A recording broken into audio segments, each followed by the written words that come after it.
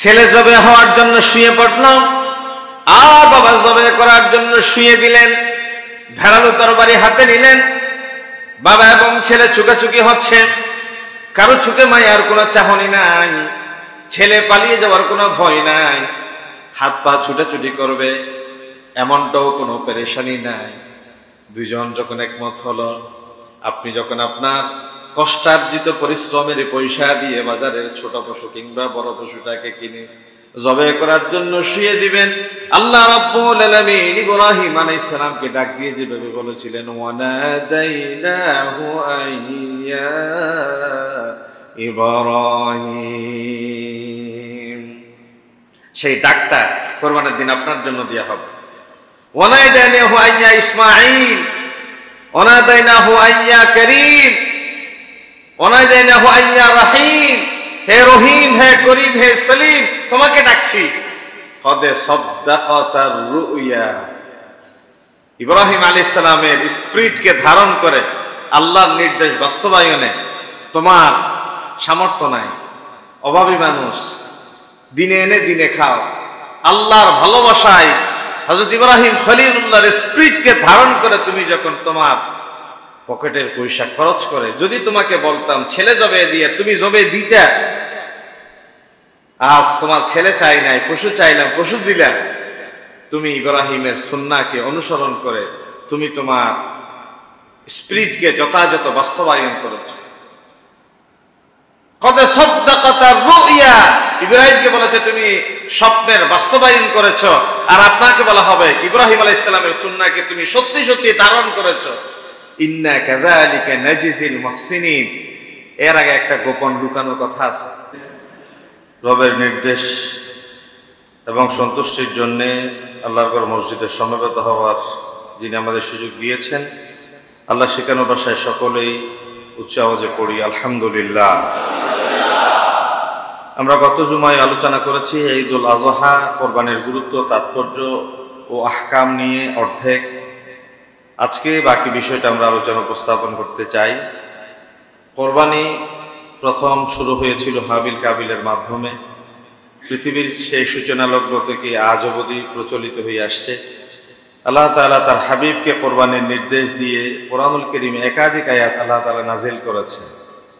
চতুষ্পদ জন্তু, যাদেরকে বলা হয় বাহিমাতুল আনআম, চতুষ্পদ জন্তু আল্লাহর সন্তুষ্টির জন্যে কোরবানি দিয়ে মানুষ যেন পাপ পঙ্কিলতা থেকে নিজেকে পবিত্র করতে পারে। বছরে আল্লাহ তাআলার পক্ষ থেকে কিছু গিফট উপহারের এটি একটি অন্যতম। ফাসল্লি লিরাব্বিকা ওয়ানহার, নবী হে আমার, আপনি সালাত আদায় করুন এবং কোরবানি করুন। তিনি হাবিল কাবিলের ইতিহাস নবী করিম সাল্লাল্লাহু আলাইহি ওয়াসাল্লামকে শুনিয়ে বলছেন, ওয়াতলু আলাইহিম নাবা বানাই আদম বিল হক ইয ক্বাররাবা কুরবানান ফাতাকাব্বালা মিন আহাদিহিমা ওয়া লাম ইউতাকাব্বাল মিনাল আখার। আপনি তাদেরকে তেলাওয়াত করে শোনান যে সত্য সুন্দর ইতিহাস যা আল্লাহ তাআলা আপনার প্রতি অবতীর্ণ করেছেন। সেটি কি? ইয ক্বাররাবা কুরবানা, রবের নৈকট্য অর্জনের জন্য তারা যে কোরবানি দিয়েছিল। ফাতাকাব্বালা মিন আহাদিহিমা, একজনেরটা কবুল হলো, ওয়া লাম ইউতাকাব্বাল মিনাল আখার, আরেকজনেরটা প্রত্যাখ্যাত হলো। এই কোরবানির ইতিহাস সূরা সাফাতের দিকে যদি দৃষ্টি দিই, ইব্রাহিম আলাইহিস সালাম তার সন্তান ইসমাঈল আলাইহিস সালামকে যে জবেহ করতে আল্লাহর নির্দেশ বাস্তবায়ন করছেন আমরা দেখতে পাই। ফালাম্মা বালাগা মাআহু সা'য়া ক্বালা ইয়া বুনাইয়া ইন্নী আরা ফিল মানামি আন্নী আযবাহুক। কুরবান, নুসুক, যবাহ, এই তিনটে শব্দ নাহারের ব্যাপারে, কোরবানির ব্যাপারে আমরা দেখতে পাই। এই যে আর্থিক ডেডিকেশন, আমরা সকলেই জানি মানুষ যে আল্লাহ তাআলার ইবাদত করে, কিছু ইবাদত এমন আছে যা তার শরীরকে ব্যবহারের মাধ্যমে হয়ে থাকে, সালাত।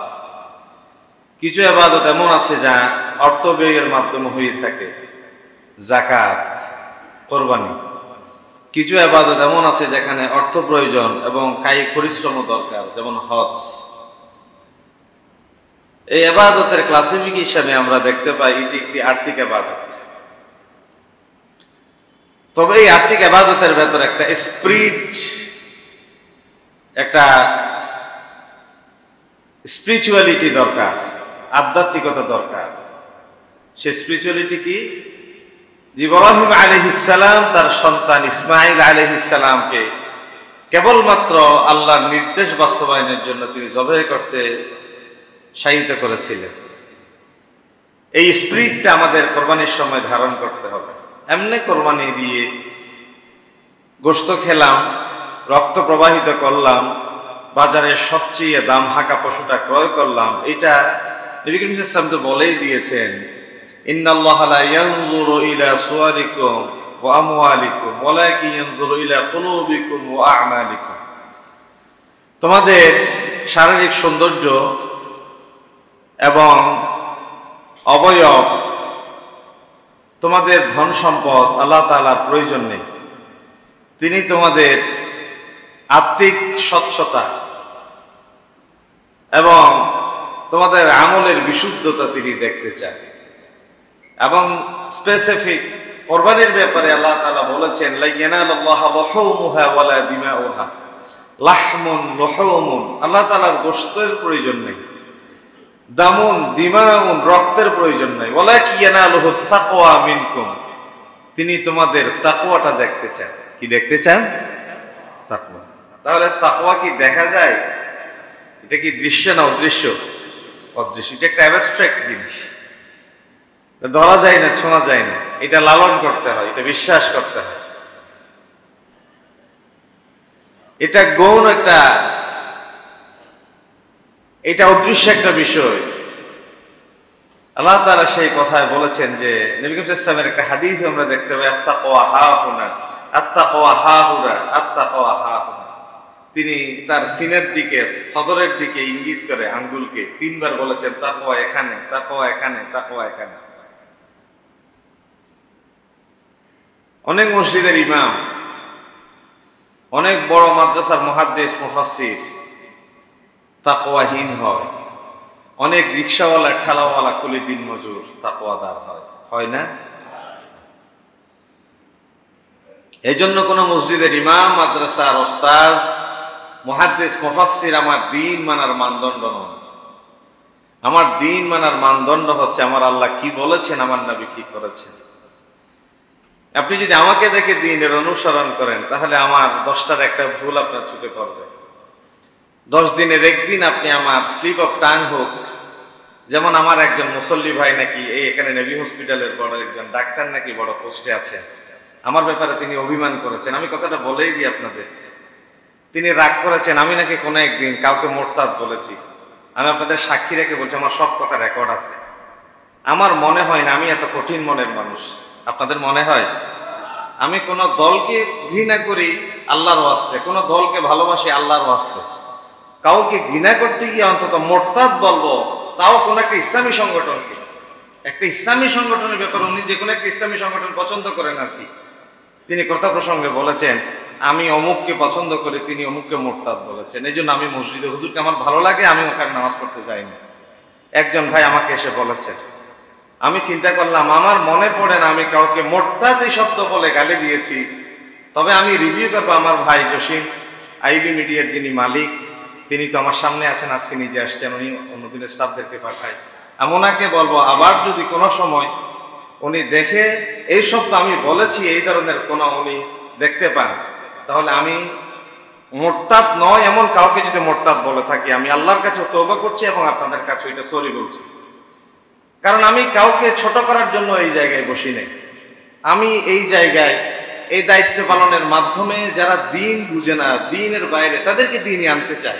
আমি দিন মানা, দিন বুঝা বা অর্ধেক বুঝা মানুষকে দিন থেকে দূরে ঠেলে দিয়ে মোরতাদ, কাফের, ফাসেক এভাবে বলে যদি মানুষকে আমার থেকে দূরে ঠেলে দিই, এটা তো একজন দায়ীর বৈশিষ্ট্য হতে পারে না। এই জন্য বলছি, কোন মানুষ, কোন ব্যক্তি দিন মানার মানদণ্ড নয়। 10 দিনের একদিন স্লিপ অফ টাং হয়ে যেতে পারে, চরিত্রের একটা স্খলন ঘটে যেতে পারে, আপনার চোখে একটা ভুল ধরা পড়তে পারে, তখন বলবেন এই মানুষটার আমি এত ভালোবাসি, এত মহব্বত করি, তিনি আমার পছন্দের দল কিভাবে গালিগালাজ করলেন, তিনি আমার আদর্শের পরিপন্থী ভাবে চিন্তা করলেন। এই জন্য দিন মানার মানদণ্ড আমার আল্লাহ কি বলেছেন, আমার নবী কি করেছেন। আমি কথাটা আবার রিপিট করছি, দিন মানার মানদণ্ড কি আমার আল্লাহ কি বলেছেন, আমার নবী কি করেছেন। এর বাইরে প্রত্যেকটা মানুষের ভুল থাকতে পারে। এই যে স্পিরিচুয়াল ব্যাপারটা, আধ্যাত্মিক ব্যাপারটা বলেছিলাম, ইব্রাহিম আলাইহিস সালাম বুড়া বয়সে পাওয়া সন্তান, আল্লাহর নির্দেশ বাস্তবায়নে তিনি একটিবারের জন্য চিন্তা করেন নাই যে আল্লাহ বলেছেন এটা নিয়ে আমি একটু কনসিডার করি। না, তিনি বলেন যে না, এটা কনসিডার করার সুযোগ নাই। তিনি সন্তানকে বলেছেন তুমি জবে হও, আমি তোমাকে জবে করব। সন্তানকে জিজ্ঞাসা করলেন। এই যে বিয়ে শাদীতে, ব্যবসা বাণিজ্যে, চাকরি নকরিতে, ঘরের যে কোনো ব্যাপারে ছেলে মেয়েদের সাথে যে পরামর্শ করতে হয়, ইসলাম চমৎকার করে এই জায়গা থেকে আমাদেরকে শিক্ষা দিচ্ছে। ইব্রাহিম আলাইহিস সালাম স্বপ্নে দেখলেন সন্তানকে জবে করছেন, তিনি কিন্তু ধরে এনে জোর জবরদস্তি করে জবে করতে চান নাই। তিনি ছেলের সামনে নিজের প্রস্তাবটা পেশ করলেন, ইয়া বুনাইয়া, হে আমার কলিজার টুকরা সন্তান, ইন্নী আরা ফিল মানাম, আমি স্বপ্নে দেখলাম, আন্নী আযবাহুক, তোমাকে জবে করছি। এরপর আবার তিনি জিজ্ঞাসা করলেন, ফানজুর মাযা তারা, হোয়াটস ইউর অপিনিয়ন, তুমি কি বলো এই ব্যাপারে আমাকে। দেখেন সমস্ত বাবাদেরকে শিক্ষা দিয়েছেন এখানে। আজকে সকালে আমার ছেলে তো আলহামদুলিল্লাহ, ছেলে মেয়ে সবাই তো মাদ্রাসায় পড়ে। ছেলে বৃষ্টিতে ভিজে ছাদে, আমরা না বুঝার মতো করে কাপড় চোপড় বদলাই, মাদ্রাসার হোস্টেলে থাকে, চলে আসছে বাসায়। তার খালি গা দেখে আমরা বুঝতে পারছি নিশ্চয়ই কিছু একটা হয়েছে। না হয় ছেলে তো খালি গায়ে আমাদের সামনে থাকে না, 5 তলা থেকে সে নিচে খালি গায়ে নামলো, নিশ্চয়ই কোনো ব্যাপার। জিজ্ঞাসা করলাম কি হয়েছে, বলে না। যখন একটু আদর আন্তরিকতা দিয়ে বললাম, বাবা বলো, তোমাকে তো আমরা শাসন করছি না, একটু জানতে চাচ্ছি, বলো। বলে যে বাবা আমি বৃষ্টিতে ভিজছি, তোমরা বকা দিবে এই জন্য গেঞ্জি উপরে রেখে খালি গায়ে আসছি। চিন্তা করলাম ছেলেরে যদি বকা দিতাম, মাইট দিতাম, তার ভেতরে যে দুর্বলতাটা আছে সেটা না বলে আজকে জোর জবরদস্তি করে আপনি আদায় করতে পারতেন, কিন্তু আগামীকাল আজকের থেকে শিক্ষা নিয়ে সে গেঞ্জি রেখে আর একটা শুকনো গেঞ্জি পরে আসতো, ওই দুর্বলতাটা আপনার সামনে প্রকাশ করতো না। এই জন্য কোনো সময় বাবাদের জন্য ইসলামের শিক্ষা হচ্ছে ছেলে মেয়েদেরকে ধমক দিয়ে, মাইট দিয়ে, পিটা দিয়ে, বকা দিয়ে, ঘাট ধরে বের করে দিয়ে শিক্ষা দিতে যাইবেন। তাদেরকে বুঝাই বলবেন, বাবা যেই মেয়েরে তুমি ফুল তুলে দিচ্ছ, তোমার যদি তার পছন্দ হয়, তারা যদি তোমার পছন্দ হয়, আমাদের পারিবারিক যদি কুফু মিলে, সমস্যা তো নেই, আমি প্রস্তাব নিয়ে যাই। তার বাবাকে বল আমার সাথে কথা বলতে, পারিবারিকভাবে একটা বৈঠকে বসি আমরা। কারণ বিয়ে শাদীর তো বলির সম্মতির ভিত্তিতে হবে। কেন তুমি অমুকের মেয়ের সাথে সম্পর্কে জড়ালে, কেন তার দিকে দৃষ্টি দিলে, এই কথা বলে ঘাট ধরে ছেলেরে বের করে দিলেন। মেয়েরে মোবাইল কেটে নিয়ে তালা লাগিয়ে দিয়ে ঘরে শিকল দিয়ে বেঁধে মারপিট করে গৃহবন্দী করে রাখলেন। দেখবেন 2 দিন গৃহবন্দী করে রাখলেন, 3য় দিন সে হয় পালিয়ে যাবে, না হয় আত্মহত্যা করবে, অথবা বাবা মার প্রতি এমন ঘৃণা অন্তরে লালন করবে, সে পৃথিবীতে সবচেয়ে আপন মানুষ ভেবে আপনাকে যে বুকে নিতে এক সময় সেই পৃথিবীতে সবচেয়ে নিকৃষ্ট ঘৃণিত মানুষ বলে আপনাকে প্রত্যাখ্যান করবে। এই জন্য ইসলাম বলছে কাউন্সেলিং, প্যারেন্টিং ইদানিং তো কোর্সও করা হয়। ইব্রাহিম আলাইহিস সালামের কোরবানির শিক্ষা আমরা কাউন্সেলিং করব ছেলে মেয়েদের সাথে। এবং কতটা কি দেখেন, কি চমৎকার কথা। আরবিতে আমার সন্তান আরবি হচ্ছে ইয়া ইবনি, কিন্তু কলিজার টুকরা সন্তান আরবি হচ্ছে ইয়া বুনাইয়া, আমার চুকের পুতুলি, আমার আদরের দুলাল। আমরা ননাই করে আদর করে ছেলে মেয়েদের যেই ভাষায় ডাকি আর কি, সেটাকে আরবিতে বলা হয় ইয়া বুনাইয়া। কি বলা হয়? ইয়া ইবনি বলে না, কিন্তু ইয়া ইবনি বললে নর্মাল একটা ডাক, এ আমার সন্তান। কিন্তু ইয়া বুনাইয়া মানে হি আমার কলিজার টুকরা সন্তান। ইন্নী আরা ফিল মানাম, হজ্জের স্পিরিটটা বুঝাচ্ছি আমি আপনাদের। মানে হজ শুধু জবের নাম নয়, হজ শুধু গোশত খাওয়ার নাম নয়, হজ শুধু বাজারের নাম ডাক হাঁকিয়ে বিশাল বড় পশু কিনে এনে আপনার বিশাল বড় খরচের নাম নয়। হজ যে একটা স্পিরিটের নাম, একটা আধ্যাত্মিকতার নাম। তিনি বললেন, হে আমার কলিজার টুকরা সন্তান, ইন্নী আরা ফিল মানাম, আমি স্বপ্নে দেখলাম, আন্নী আযবাহুক, আমি তোমাকে জবাই করছি। ফানজুর মাযা তারা, কি বলো তুমি এতে? ছেলেকে যদি আপনি সেভাবে তৈরি করতে পেরেছেন, ছেলে আপনাকে লাইক ফাদার লাইক সান, আপনি যেমনটাই তার ভিতরে দিবেন সে আপনাকে প্রতি উত্তর করবে। ইসমাইল আলাইহিস সালাম বাবাকে বলেছেন, ইফআল মা তু'মার। আব্বাজান, স্বপ্নে আপনাকে যেভাবে আদেশ করা হয়েছে, আপনি যেভাবে আদিষ্ট হয়েছেন, আপনি সেই কাজটাই করুন। সুবহানাল্লাহ বলবেন না? আপনি যেভাবে দেখেছেন, যেভাবে আদিষ্ট হয়েছেন, আপনি ইফআল মা তু'মার, যেভাবে আপনাকে আদেশ করা হয়েছে আপনি সেই কাজটাই করুন। তবে আপনাকে এই কথা আমি অভয় বাণী দিচ্ছি, আশ্বস্ত করছি, আপনাকে সান্ত্বনার বাণী শোনাচ্ছি। ছেলে বাবাকে বলছে, সাতাজিদুনি ইনশাআল্লাহু মিনাস সাবিরিন। আব্বাজান, আপনি আমাকে বুড়া বয়সে পেয়েছেন, বুড়া বয়সে পাওয়া সন্তান, আপনি জবাই করতে গেলে আপনার সাথে আমার চুকাচুকি হলে আমি দুর্বল হয়ে যাব, আপনি আমার পথে দুর্বল হয়ে পড়বেন, এটা হবে না। বাবা, আমি পালিয়ে যাব, তা হবে না। জবাই করার সময় হাত পা ছুটাছুটি করব, হবে না। আপনি আমাকে ধৈর্যের চরম পরাকাষ্ঠা প্রদর্শন করা সন্তানদের ভেতরে আমাকে দেখতে পাবেন। সুবহানাল্লাহ বলে, সাতাজিদুনি ইনশাআল্লাহু মিনাস সাবিরিন, আপনি আমাকে সবরকারীদের ভেতরে পাবেন। পালিয়ে যাব না, আপনার সিদ্ধান্ত বাস্তবায়ন আমি বাধা দিয়ে সামনে দাঁড়াবো না। ফালাম্মা আসলামা, সিলমুন মানে আত্মসমর্পণ করা, সালাম শান্তি, সিলমুন আত্মসমর্পণ।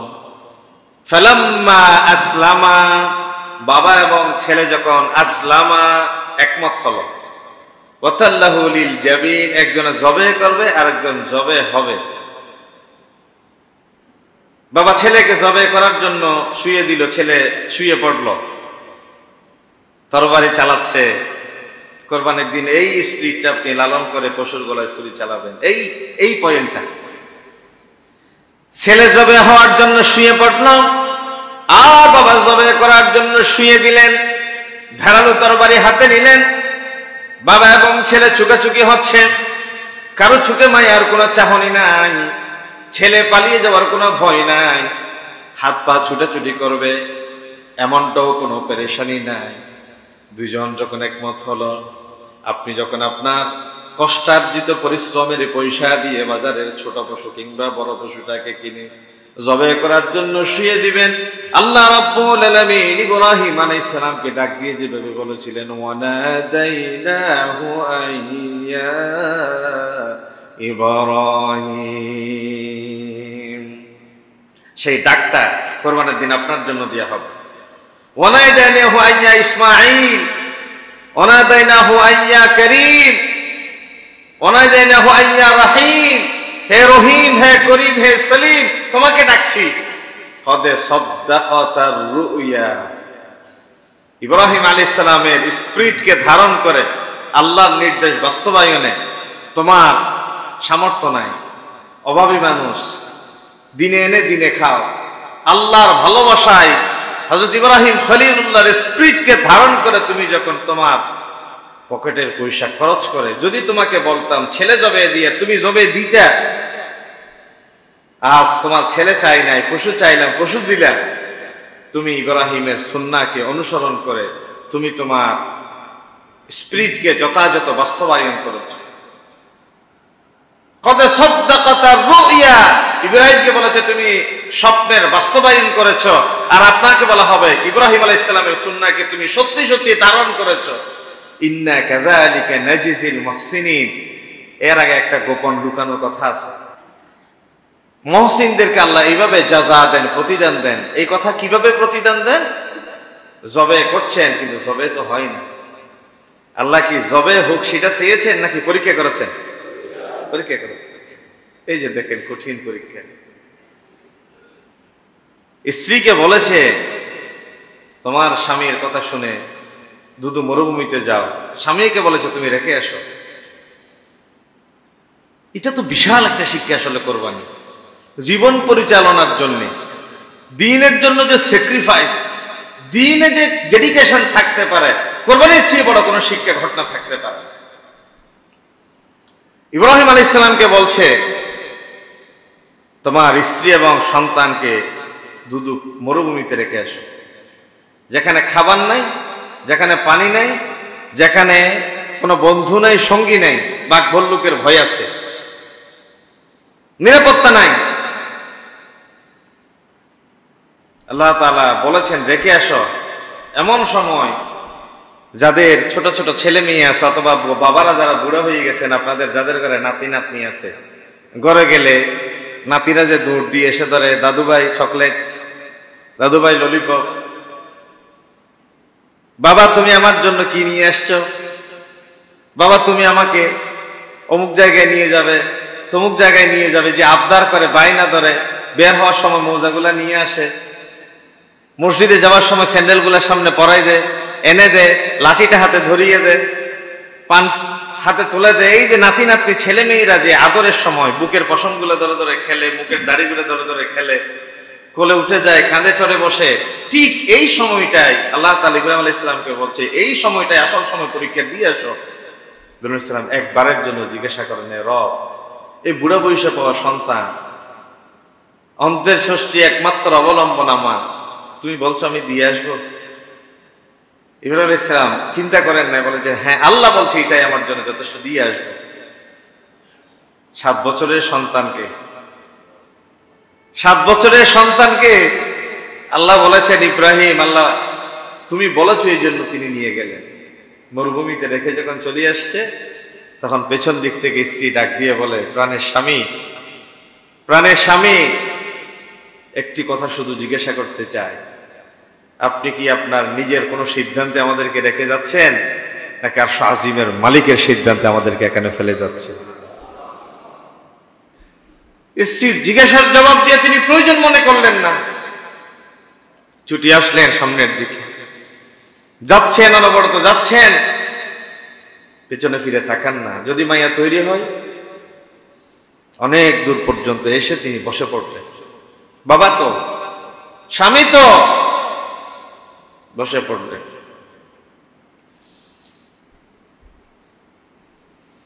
রবের কাছে ফরিয়াদ করা শুরু করলেন, রব, ছেলে মেয়ের সামনে বসে পড়লেন, চোখের পানি দেখালে, তোমার নির্দেশ বাস্তবায়নে হয়তো গড়িমসি হতে পারে, বিলম্ব হতে পারে, দুর্বলতা সৃষ্টি হতে পারে, এই জন্য তাদের দৃষ্টির আড়ালে চলে আসলাম, তোমার দরবারে ফরিয়াদ করলাম, রব্বানা লিয়ুকিমুস সালাহ, ও রব, প্রথম ফরিয়াদ করলাম, তুমি তাদেরকে পৃথিবীতে নামাজ কায়েমকারীদের ভেতরে শামিল করে না। দোয়ার ধরন কি দেখেন, দোয়ার স্টাইল কি! প্রথম রিজিকের জন্য দোয়া করলেন না, নিরাপত্তার জন্য দোয়া করলেন না, তিনি প্রথম দোয়া করলেন, আল্লাহ তোমার গোলামির কাতারে যেন তারা দাঁড়াতে পারে, সালাতের মাধ্যমে বান্দা রবের গোলামে পরিণত হয়। রব, তোমার দরবারে ফরিয়াদ করছি, তোমার গোলামির কাতারে তাদেরকে তুমি শামিল করে নাও। রব্বানা লিয়ুকিমুস সালাহ, মুসলমানদের কলিজাকে তোমার ঘরের দিকে তুমি ঝুঁকিয়ে দাও। একবার যারা হজে যায়, দ্বিতীয় বছর যেতে না পারলে পাগল হয়ে যায়। একবার ওমরায় গিয়ে আসার সময় বিদায়ী তাওয়াফ যখন করে, তখন সিদ্ধান্ত নিয়ে আসে, আল্লাহ আগামী বছর যেন আসতে পারে, তুমি আমার জন্য রাস্তাটা সহজ করে দাও। বলে আমিন। যারা আশেক, যারা সত্যিকার অর্থে দ্বীনের জন্য ডেডিকেটেড, তারা তো এই দোয়া করে আসে। কি এক অব্যক্ত শান্তি আল্লাহর ঘরের ভেতরে, ইবাদতে, তাওয়াফে, জিয়ারতে, সাফা মারওয়া সাইতে। ফাজআল আফিদাতাম মিনান নাস, ওয়াল্লাহ দুনিয়াবাসীকে, স্ত্রী পুত্রকে যেখানে রেখে গেলাম ওই জায়গার দিকে তুমি ঝুঁকিয়ে দাও। ইব্রাহিম আলাইহিস সালামের দোয়া আল্লাহ এইভাবে কবুল করে নিয়েছেন। সারা দুনিয়ার যেখানে যে প্রান্তে মুমিন মুসলমান ছড়িয়ে ছিটিয়ে আছে, একবার গিয়েছেন, দুইবার গিয়েছেন, তিনবার গিয়েছেন, আল্লাহর ঘরে যেতে যেতে বিরক্ত হয়েছে, এমন কোন ভাষা কোন মানুষের মুখে শোনা যায় না, ঠিক কিনা?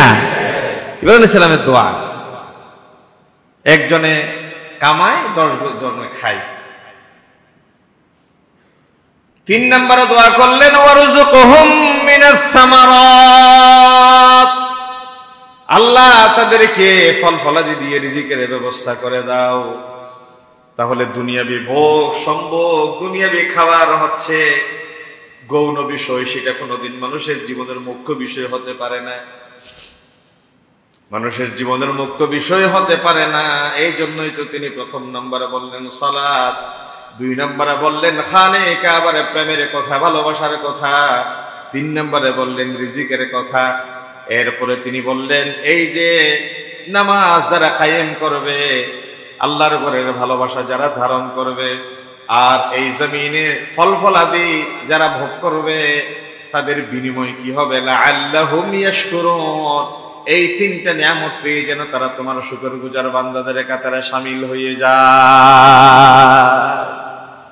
তোমার কৃতজ্ঞ বান্দাদের কাতারে যেন তারা শামিল হয়ে যায়। বুড়া বয়সের ছেলে দিয়ে আসলেন, এই ছেলের আবার জবাই করতে বললেন, জবাই করে দিচ্ছেন। আল্লাহ তাআলা বললেন ও ইব্রাহিম, তুমি এতদিন তো শুধু ছিলে ইব্রাহিম ইবনে আজর, আজরের সন্তান, এখন তো তুমি আজরের সন্তান ইব্রাহিম নয়, এখন তোমাকে আমি ঘোষণা করলাম ইব্রাহিম খলিলুল্লাহ। সুবহানাল্লাহ বলেন, তুমি তো খলিল, আমার বন্ধু। তাহলে এই কোরবানি দেওয়ার মাধ্যমে বান্দা আল্লাহর বন্ধুতে পরিণত হয়ে যায়। সুবহানাল্লাহ বলেন, কোরবানির মাধ্যমে বান্দা আল্লাহ প্রিয় পাত্রে পরিণত হয়ে যায়। তাহলে আমাদের কোরবানিটা এমন হওয়া চাই, চাই না? আমাদের কোরবানিটা এমন হওয়া চাই যে কোরবানির মাধ্যমে বান্দা আল্লাহর বন্ধুতে পরিণত হয়ে যাবে। যদি এতদিন নিয়ত এমন ছিল আমার নাতিটা সন্ধ্যায় কার ঘরে গিয়ে দাঁড়াবে, আমার ছেলেটা চেহারা কালো করে বসে থাকবে, গত বছর কোরবানি দিয়েছিলাম, এই বছর দিতে না পারলে প্রতিবেশীরা কি মনে করবে, আমার ভাই 1 লাখ টাকা দিয়ে দিচ্ছে, আমি তার চেয়ে বড় পয়সাওয়ালা হিসেবে মানুষ জানে, 2 লাখ টাকা দিয়ে না দিলে মানুষ কি মনে করবে? ছেলের জন্য বিয়ে বৌমা আনলাম, মেয়ের বিয়ে দিলাম, এখন কোরবানি দিতে না পারলে বিয়ের বাড়িতে কি মনে করবে, কি ধারণা করবে? এরকম অনেক আছে না?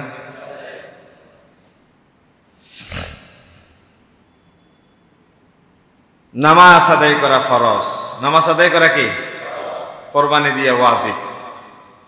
ওয়াজিব কোরবানি মানুষ ধার কর্য করে, ঋণ করে দেয়, কিন্তু ফরজ নামাজটা পড়ার জন্য মসজিদে আসে না।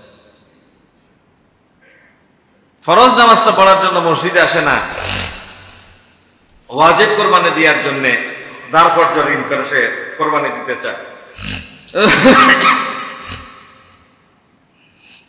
তাহলে কোরবানির মূল জায়গা হবে, আল্লাহ তাআলা কোরআনুল কারীমের সূরা আনআমে যে বলেছেন কুল ইন্না সলাতি ওয়া নুসুকি ওয়া মাহইয়ায়া ওয়া মামাতি লিল্লাহি রাব্বিল আলামিন। ও রব, ইন্না সলাতি আমার নামাজ, ওয়া নুসুকি আমার কোরবানি, ওয়া মাহইয়ায়া আমার জীবন, ওয়া মামাতি আমার মৃত্যু একজনের জন্য ছেড়ে দিলাম। আওয়াজ দিয়ে বলেন তিনি কে? এই জন্য কোরবানির পশু যখন জবাই করার জন্য প্রস্তুত করবেন, অনেকেই আছে আমাদের সমাজে এমন যে যারা ভাগে কোরবানি দেন তারা হুজুরকে বলেন হুজুর একটু থামেন। আচ্ছা থামলাম। বলেন রহিমউদ্দিন, হুজুর বলে রহিমউদ্দিন, বলে করিমউদ্দিন, হ্যাঁ হুজুর বলে করিমউদ্দিন, উনি বলেন সলিমউদ্দিন, হুজুর বলে সলিমউদ্দিন।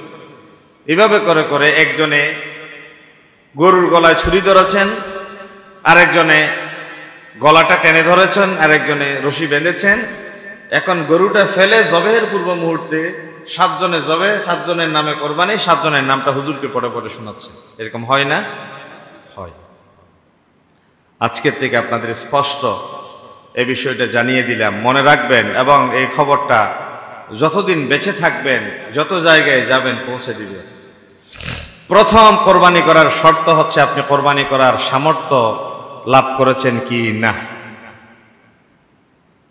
কোরবানি করার সামর্থ্য মানে 7.5 ভরি স্বর্ণ, 52 তোলা পরিমাণ রৌপ্য এক বছর যার ঘরে থাকে, এই পরিমাণ সম্পদ যার ঘরে থাকে, তার যাকাত ফরজ।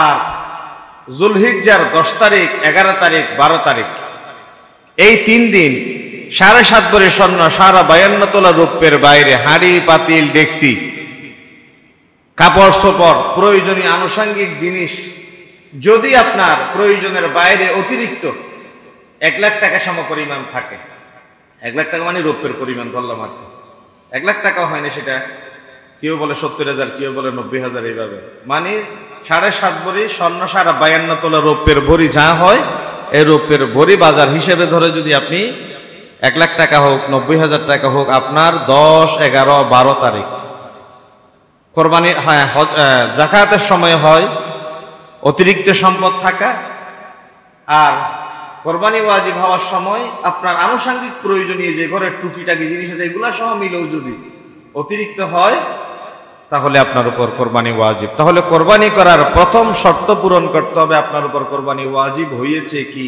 না। নাম্বার 2, যাদেরকে সাথে নিয়ে আপনি কোরবানি করবেন, একা করতে পারলে তো আলহামদুলিল্লাহ, 1টা দেন, 2টা দেন, 10টা দেন, আপনি দিতে পারেন। যদি শরীকি কোরবানি করতে চান, তাহলে আপনার সাথে যারা শরীকি কোরবানি করবেন তাদেরকে একটু জিজ্ঞাসা করবেন, ভাই আপনি কি গোশত খাওয়ার জন্য কোরবানি করছেন নাকি আসলে কোরবানি ওয়াজিব হয়েছে, ইব্রাহিম আলাইহিস সালামের স্পিরিট ধারণ করে কোরবানি দিচ্ছেন? আপনার ভেতরে যদি ওই স্পিরিটটা থাকে, আপনি আমার সাথে আসেন প্লিজ। একটা পশু 1-2 লাখ টাকা আমরা 7 জনে মিলে একসাথে করি, কিন্তু নিয়তটা আগে সহি করে আসেন প্লিজ। 3 নাম্বার, কোরবানির পশু কিনতে যাওয়ার সময় আপনারা 5 জনে নেন, 2 জনে নেন, 4 জনে নেন, 7 জনে নেন, যতজন নিবেন, এটা তো আপনারা একে অপরের সাথে চিনে জানা আছে, পরিচিতি আছে, অথবা আপনি নিজে নিজেই তো জানেন আপনার নামে কোরবানি দেওয়া হচ্ছে 2 ভাগ, 1 ভাগ, 3 ভাগ, 5 ভাগ, যা দিচ্ছেন আর কি। দেখুন আপনার অন্তরের সাথে সম্পর্ক কার সাথে? আল্লাহর সাথে। এখন মসজিদের ইমাম অথবা যিনি মসজিদের ইমাম যদি একটু হালকা পাতলা টাইপের হয়, তিনি যদি জবাই করতে এককভাবে ওনার কষ্ট হয়, মনে করে আপনি চুরি ধরছেন, আমার মাসালাটা ভালো করে খেয়াল করবেন। এখন যিনি মসজিদের ইমাম, খতিব, হুজুর বা আপনার ঘরে আপনি নিজে যিনি কোরবানি দিবেন, জবাই করবেন, যিনি ওই ব্যক্তির কথা বলছি, উনি দুর্বল। আপনি চাচ্ছেন আমার ভাইকে দিয়ে আপনি কোরবানি করবেন, জবাইটা করবেন, ভাইটাকে মনে চাচ্ছে কোরবানি দিতে ওনার হাতে, আপনি দুর্বলও আবার ভাবছেন, তখন ওনার ছুরির ডাটের সাথে আপনি একটু হাত মিলালেন। ওই 2 জন ব্যক্তি, ওই 3 জন ব্যক্তি প্রত্যেকের বিসমিল্লাহি আল্লাহু আকবার এটা পড়া ফরজ। যারা লেজ ধরেছেন, যারা মাথা ধরেছেন, যারা গোশ ধরেছেন, যারা রশি ধরেছেন, এদের পড়তে হবে না, না পড়লেও চলবে। যারা ছুরি ধরবেন, ছুরি চালাতে সাহায্য করবেন, তাদের প্রত্যেকের কি পড়তে হবে? বিসমিল্লাহি। তাহলে আজকের থেকে এই কথাটা মনে রাখবেন, আপনারা কয়জনে কোরবানি দিচ্ছেন সেটা প্রথম দিন থেকে যেহেতু আপনারা ডিসাইডেড, কোরবানি কেনার সময় পশু ডিসাইডেড, কোরবানির দিন জবে হওয়া পর্যন্ত ডিসাইডেড ম্যাটার, তাহলে এখন নতুন করে ইমাম সাহেবের মুখে পশু ফেলে ছুরি গলায় রেখে রহিমউদ্দিন, সলিমউদ্দিন, আব্দুল সাত্তার, আব্দুর রহমান এইভাবে নাম বলে পশুকে কষ্ট দেওয়ার কোনো মানি হতে পারে? বিসমিল্লাহি আল্লাহু আকবার বলে আপনি জবে করা শুরু করবেন। আল্লাহ মাফ করুক, আল্লাহ হেফাজত করুক। কেউ যদি ভুলে দোয়াটা নাও পড়ে, আমরা যারা মুসলিম, ফুকাহায়ে কেরামদের সর্বসম্মত ফতোয়া, আমরা যারা মুসলিম, আমাদের প্রত্যেকের অন্তরে আল্লাহর নাম জিকির আছে না নাই? ভুলে ভুলে বলছে, আমি ইন্টেনশনালি লয়, আমার ভুলে যদি কেউ না পড়ে, তাড়াহুড়ার ভিতরে গরু পাগল হয়ে গেছে, শিং মেরে গুতা মেরে মানুষ একটারে মানে ফুটু করে দিছে, রোগী নিয়ে দৌড়াদৌড়ি, ছুটাছুটি, অথবা কোনো একটা অ্যাক্সিডেন্ট হয়ে গেছে হঠাৎ করে, এরকম হয়তো, এরকম অবস্থায় আপনারা ধরে তাড়াতাড়ি জবাই করে দিচ্ছে, বিসমিল্লাহ করতে মনে নেই। মনে না থাকলেও যদি অনিচ্ছাকৃত হয়, তাও দোয়া পড়েছেন মর্মে গণ্য হবে। মনে থাকবে? কোরবানি ওয়াজিব হয়েছে কিনা, নাম্বার 1, যাদের সাথে কোরবানি দিবেন তাদের নিয়তের স্বচ্ছতা। নাম্বার 3, কোরবানির পশু জবাই করার সময় গরুতে 7 ভাগ, মহিষে 7 ভাগ, ওটে 7 ভাগ, আর ছাগল, মেষ, দুম্বা এই সমস্ত পশুতে 1 ভাগ 10 তারিখ, 11 তারিখ, 12 তারিখ, 3 দিন যার 7.5 ভরি স্বর্ণ, 52 তোলা রূপের সমপরিমাণ অতিরিক্ত সম্পদ যদি জমা থাকে, আল্লাহ রাব্বুল আলামিন আকিল বালিগ ব্যক্তির উপরে ওই 3 দিনের যে কোনো একদিন কোরবানি করা তার উপর ওয়াজিব, ফরজ ওয়াজিব করেছে। এটা ওয়াজিব ইবাদত। কোরবানির যিনি জবে করবেন চেষ্টা করবেন নিজে জবে করতে, নিজের পশুটা নিজে জবে করতে চেষ্টা করবেন। 200-100 টাকার জন্য অনেক মানুষ জবে করতে একটু আগ্রহী হয়। ঠিক আছে, টাকা এমনি দেন না ভাই, 200-100 টাকা দেওয়া যায় না। আপনার কাছে তো একজন মানুষ সবসময় যায় না, দেন না 200-100 টাকা হাদিয়া তোফা দেন। 200-100 টাকার জন্য সেই ফজরের নামাজের পরে ঈদুল আজহার নামাজ পড়ে দিনের 10টা পর্যন্ত একজন মানুষকে ধারালো ছুরি নিয়ে এই প্রান্ত থেকে ওই প্রান্তে, এই মহল্লা থেকে ওই মহল্লায় দূরে দূরে কোরবানি দিয়ে আর কষ্ট দেওয়ার তো কোনো অর্থ হয় না। এই জন্য পারলে আপনি করেন, না পারলে ওনাকে ডাকেন, অথবা যারা জানে, যারা ভয় পায় না, যারা একটু সৎসাহসী তাদেরকে দিয়ে কোরবানি করেন। তবে নবী করিম সাল্লাল্লাহু আলাইহি ওয়াসাল্লাম নিজের পক্ষ থেকে নিজে কোরবানি দিতেন, নিজে জবে করতে। নিজের আদরের পশুটা নিজে জবে দিলে যে একটা মায়া থাকে, যে একটা আন্তরিকতা থাকে, এটা তো আর আরেকজন জবের ভিতরে সে আন্তরিকতা দেখা যায় না। এই জন্য নিজে দেওয়ার চেষ্টা করবে। আর কোরবানির পশু যারা গোশত, চামড়া, হাড্ডি আলাদা আলাদা করে দিবে, যারা গোশত আপনাদেরকে প্রস্তুত করে দিবে, কসাই যাদেরকে আমরা বলে থাকি, কসাই না হলো বা যারা অ্যাসিস্ট্যান্ট হিসেবে, সহযোগী হিসেবে যাদেরকে আপনি নিয়ে আসবেন, ওই সমস্ত ব্যক্তিদেরকে কোরবানির গোশত দিয়ে বিনিময় দেওয়া যাবে, চামড়ার টাকা বিনিময় দেওয়া যাবে না, খুর দিয়ে, মাথা দিয়ে বিনিময় দেওয়া যাবে না। আমি একটু পরীক্ষা করি তাদেরকে এইভাবে। আমি তো এবছর শহরে করবো ইনশাআল্লাহ, এবছর গ্রামে যাব না। তো আমি তাদেরকে এইভাবে পরীক্ষা করি। আমি কোনো মানুষকে প্রথম যে কাজের জন্য নিয়োগ দিলাম, একটু তো দর ঠিক করলাম, ভাই তোমাকে 5,000 দিব, 7,000 দিব, 1,000 দিব, 500 টাকা দিব, যা দিব দিব আর কি। এটার সাথে আপনি ফাইনাল করার পরে আপনি এই জিনিসটা তার সাথে ভেঙে নিবেন, ভাই তোমাকে কিন্তু আমি কোরবানির গোশত দিব না, তোমাকে কিন্তু আমি, তুমি নিয়ত করে আসো যে যার গরু ভেঙে দিব, যার গোশত রেডি করে দিবে সে আমাকে গোশতও দিবে, এটা অনেকেই নিয়ত করে থাকে। আমি কিন্তু তোমাকে ভাই গোশত দিব না। ঠিক আছে, আমি গোশত রেডি করার আগে জবে বাবদ, প্রস্তুত বাবদ আমি তার 5,000 টাকা দিয়ে দিলাম, সে যাচ্ছে। আগে ভেঙে ফেললে কিন্তু সে মনে কষ্ট পাবে না, আগে না বললে সে কষ্ট পাবে। তারপরে তারা আমি বুঝাই বলি যে ভাই আমি তোমাকে যে কোরবানির গরু প্রস্তুত করে দিয়েছে এই জন্য তোমাকে আমি গোশত দিচ্ছি না, তুমি কষ্ট করেছো, তুমি আমার ধর্মীয় একজন দিনী ভাই, তুমি গরিব মানুষ, এই জন্য তোমাকে আমি হাদিয়া হিসেবে 2 কেজি গোশত দিলাম, হাদিয়া হিসেবে 3 কেজি গোশত দিলাম, হাদিয়া হিসেবে তোমাকে খুরিগুলা দিলাম, হাদিয়া হিসেবে তোমাকে মগজ দিলাম, কলিজাটা দিলাম। তুমিও মাথায় রাখবা না সেটা কাজ করেছো এই জন্য বিনিময় দেওয়া হচ্ছে, আর আমিও মাথায় রাখবো না তুমি কষ্ট করেছো এই জন্য তোমাকে দিচ্ছি না, এটা ভাই হিসেবে তোমার পক্ষ থেকে, তোমার জন্য এটা আমার পক্ষ থেকে হাদিয়া। আর চামড়া চাইলে নিজেরাও আপনারা ব্যবহার করতে পারেন, অথবা আপনারা চামড়া এতিম মিসকিনদের দানও করে দিতে পারেন। কেউ যদি আপনাদের চামড়া কিনে নেয়, এই কিনার টাকা নিজেরা খাবেন না, নিজেরা গরিব গোরাবা যারা যাকাত ফিতরা নিতে পারে তাদেরকে আপনারা বন্টন করে দিবেন। এটা কোথায় দিবেন, কিভাবে দিবেন সেটা আপনাদের পার্সোনাল ব্যাপার। কোরবানির ব্যাপারটা যেহেতু বছর একবার হয়, এই জন্য আমাদের পরিষ্কার পরিচ্ছন্নতা, হাইজেনিক এই ব্যাপারটা আমাদের একটু সতর্ক সজাগ থাকতে হবে। অবশ্যই সিটি কর্পোরেশনের পক্ষ থেকে আমাদের এই পর্যন্ত ঘোষণা আসেনি, আসবে প্রতি বছর যেহেতু আসে, অবশ্যই আসবে।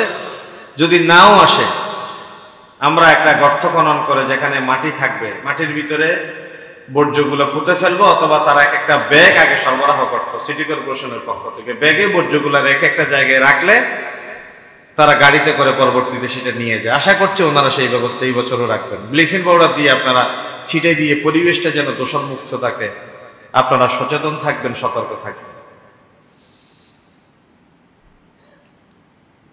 এই কোরবানি আল্লাহর পক্ষ থেকে আপনাদের আমাদের সকলের ইবাদতের আর্থিক কোরবানি দেওয়ার যেহেতু একটা সুযোগ দিয়েছে, অনেকেই বলে থাকে কোরবানির গোশতকে 3 ভাগ করতে হয়।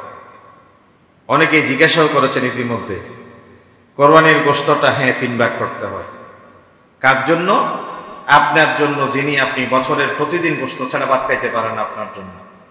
যিনি মুহররমে গিয়েছেন, সফরে গিয়েছেন, রবিউল আউয়ালে গিয়েছেন, রবিউল সানিতে গিয়েছেন, জুমাদাল উলা, জুমাদাল সানি, রজব, শাবান, রমাদান, শাওয়াল, যুলকাদায় 11টি মাস আপনি গোশত খাচ্ছেন, আপনার জন্য 3 ভাগ করা কর্তব্য।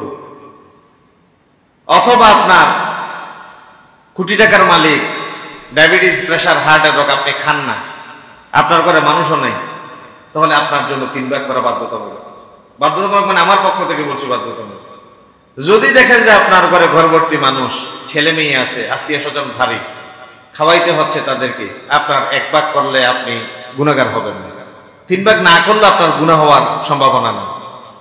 জনমে যে গোশত খাইতে পারে না, গরু গোশত এই কোরবানে দেখার পরে আগামী বছর কোরবান পর্যন্ত সে দেখার সম্ভাবনা নাই, ওই মানুষটার বছরে 1 বার দিলে সমস্যাটা কোথায় আছে? এই জন্য বলছি আপনি 3 ভাগ আপনার জন্য, আত্মীয় স্বজনের জন্য, গরিবের জন্য, আপনি যিনি খেতে পারেন তিনি অবশ্যই করবেন। অনেকের ঘরে দেখা যায় গত বছরের কোরবানির গোশত এই বছর কোরবান পর্যন্ত থাকে। এটা করবেন না আল্লাহর ওয়াস্তে। দরকার না, আপনি তো কিনে খেতে পারেন ভাই, আপনি কিনে খেতে পারেন। আর 3 ভাগ যে না করলে কোরবানি হবে না তাও নয়, অবশ্যই হবে। আমি একটু মজা করে বললাম আর কি কথাটা, মাসালাটা বলি। যার ছেলে মেয়ে, পরিবারের সদস্য সংখ্যা বেশি, আপনি পুরো গরু যদি খান, শরীয়ত আপনাকে বাধা দিবে না। 1 বছর নবী করিম সাল্লাল্লাহু আলাইহি ওয়াসাল্লামের সামনে সাহাবায়ে কেরামরা কোরবানি দিয়েছেন, দুর্ভিক্ষে দেখা গিয়েছিল। তিনি বলছেন, তোমরা তোমাদের ভাইদেরকে 3 দিনের ভেতরে বন্টন করে দাও, 3 দিনের বাইরে রেখো না। এরপরে স্বাভাবিক অবস্থায় আসার পরে রাসূল সাল্লাল্লাহু আলাইহি ওয়াসাল্লাম কথাটা উজ্জ্বল করে বলেছেন, তোমরা গোশত রাখো, খাও, সমস্যা নেই। এই 2টা হাদিসকে সামনে রেখে রাখতেও পারে, খেতেও পারে, রাখলে যে কবিরা গুনাহ হবে এমন নয়।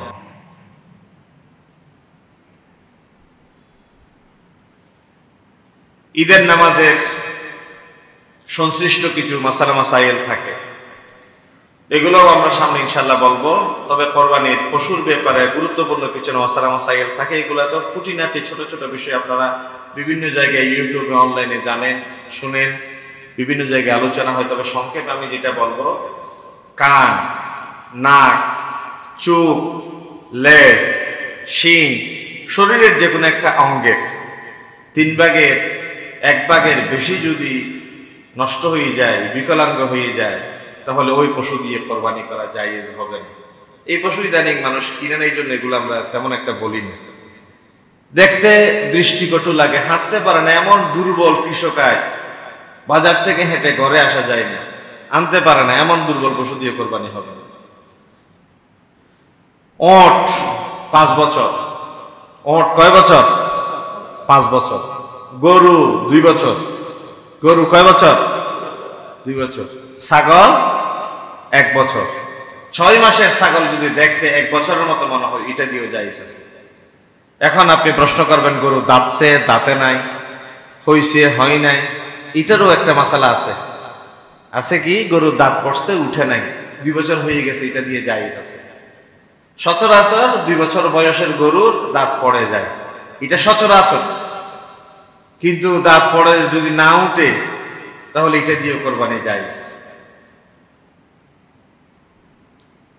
ওট 5 বছর, গরু 2 বছর, ছাগল, ওট, দুম্বা 1 বছর। যদি 6 মাসও হয়, দেখতে 1 বছরের মতো মনে হয়, এটা দিয়ে কোরবানি জায়েজ আছে। আর কোনো বিষয় যদি জানার থাকে আপনাদের পার্সোনালি আমাদের কাছে একটু জেনে নেবেন, এটা ইনশাল্লাহ আমরা চেষ্টা করব। অনেকেই তো আমার কাছে অনলাইনে পেজের সাথে সংযুক্ত আছেন, বা বিভিন্নভাবে আমার কাছে খবর রাখেন, বা অনেকের আলেম ওলামাদের সাথে যোগাযোগ আছে, আপনারা জেনে নেবেন। সর্বশেষ ঈদ উল আযহা সংশ্লিষ্ট 2-1টা কথা বলে আলোচনা শেষ করতে চাই। সেটি হচ্ছে ঈদ উল আযহার ইবাদত। এই মাসের শুধু ঈদ উল আযহার ইবাদত না, এই মাসের কিন্তু একটা বড় বোনাস আছে। সেটা কি? যদিও আমাদের দুর্বলতার কারণে অনেক সময় আমরা পারি না, কিন্তু কথা তো না বললে একসাথে সবার আমল থেকে বঞ্চিত হবে। এই জন্য যুলহিজ্জার চাঁদ উদিত হওয়ার পরে ইয়মে আরাফা পর্যন্ত, অর্থাৎ কোরবানের আগের দিন পর্যন্ত এক একটা দিন এক এক বছরের রোজার সমান সওয়াব। সুবহানাল্লাহ বলেন। আর আরাফার দিন 2 বছরের সমান। আরাফার দিন কয় বছর? 2 বছর। আরাফার দিন 2 বছর, আর বাকি প্রত্যেকটা রোজার সওয়াব 1 বছরের রোজার সমান সওয়াব। এই জন্য চেষ্টা করব আমরা রোজা রাখতে, চেষ্টা করব কি রোজা রাখতে। আর আমাদের সমাজে একটা কথা প্রচলিত আছে, নখ কাটা, চুল কাটা, গোফ কাটা, শেভ করা, এটা করা ওইটা করা। যুলহিজ্জার চাঁদ উদিত হওয়ার সাথে সাথে এটা কোরবানের গলা, পশুর গলায় ছুরি দিয়ে রাখ পর্যন্ত ইবাদতটা করতে পারলে মুস্তাহাব। এটা কি অনেকে সেটা ফরজের মতো মনে করে, করতে না পারলে অনেকে ব্লেম করে, অনেকেই সেটাকে খুব দৃষ্টিকটু হিসেবে নেয়। না, এটা একটা মুস্তাহাব ইবাদত। পারলে আলহামদুলিল্লাহ, না পারলে কি জোর আছে ভাই? আপনার নখ লম্বা হয়ে গেছে, গোফ বড় হয়ে গেছে, চুল লম্বা হয়ে গেছে, আপনার প্রয়োজনীয় পশম ফেলাইতে দেরি হয়ে যাচ্ছে, এটা চাইলে আপনি করেন। যারা পেরেছেন আলহামদুলিল্লাহ, এটা একটা মুস্তাহাব ইবাদত। পশুর গলায় ছুরি দিয়ে ফেললে কোরবানি দিয়ে সমান সওয়াব আল্লাহ আপনাদের দান করবে আলহামদুলিল্লাহ। যারা পারেন না, একটা মুস্তাহাব আমল করতে পারেন নাই আপনি, এটা নিয়ে তো এটা মন খারাপ করে কোনো কিছু নেই। আর ঈদ উল ফিতরে কিছু খেয়ে যাওয়া সুন্নত, ঈদ উল আদহায় না খেয়ে যাওয়া সুন্নত। আর 9 তারিখ ফজর থেকে 13 তারিখ আসর পর্যন্ত আইয়ামে তাশরীক। 9 তারিখ ফজর থেকে 13 তারিখ আসর পর্যন্ত আইয়ামে তাশরীক। আমরা বলি আল্লাহু আকবার, আল্লাহু আকবার, লা ইলাহা ইল্লাল্লাহ, আল্লাহু আকবার, আল্লাহু আকবার, ওয়ালিল্লাহিল হামদ। আল্লাহু আকবার, আল্লাহু আকবার, লা ইলাহা ইল্লাল্লাহ, আল্লাহু আকবার, আল্লাহু আকবার, ওয়ালিল্লাহিল হামদ। আল্লাহু আকবার, আল্লাহু আকবার, লা ইলাহা ইল্লাল্লাহ, আল্লাহু আকবার, আল্লাহু আকবার, ওয়ালিল্লাহিল হামদ।